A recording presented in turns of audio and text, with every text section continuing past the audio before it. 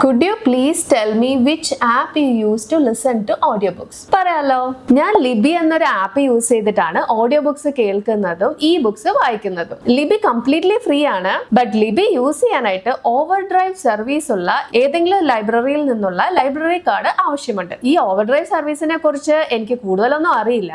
US-ലെയും കാനഡയിലെയും public ലൈബ്രറീസിലെ card ഇതിൽ use ചെയ്യാൻ പറ്റും. വേറെ കൺട്രീസിന്റെ കാര്യം എനിക്ക് കറക്റ്റ് ആയിട്ട് അറിയില്ല.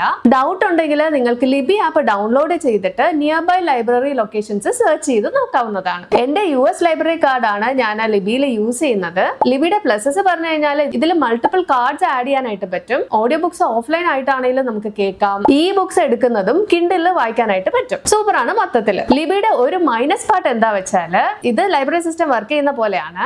ബുക്ക് അവൈലബിൾ ആണെങ്കിലേ നമുക്ക് ബോറോ ചെയ്യാനായിട്ട് പറ്റുള്ളൂ. ഓൾസോ ഫ്യൂ ഡേയ്സിൽ റിട്ടേണും ചെയ്യണം. ഹൈ ഡിമാൻഡ് ഉള്ള ബുക്സിന് വേണ്ടിയിട്ട് ചിലപ്പോൾ കുറച്ചധികം ദിവസം വെയിറ്റ് ചെയ്യേണ്ടിയും വരും. നിങ്ങൾ എങ്ങനെയാണ് ഓഡിയോ ബുക്സ് കേൾക്കുന്നതെന്നും ഈ ബുക്സ് വായിക്കുന്നതും എന്നുമെല്ലാം ഈ വീഡിയോയിൽ കമന്റ് ചെയ്യുക. ഇൻ കേസ് ലിബി യൂസ് ചെയ്യാൻ പറ്റാത്തവർക്ക് ഈ കമന്റ്സ് കാണുന്നത് യൂസ്ഫുൾ ആയിരിക്കും.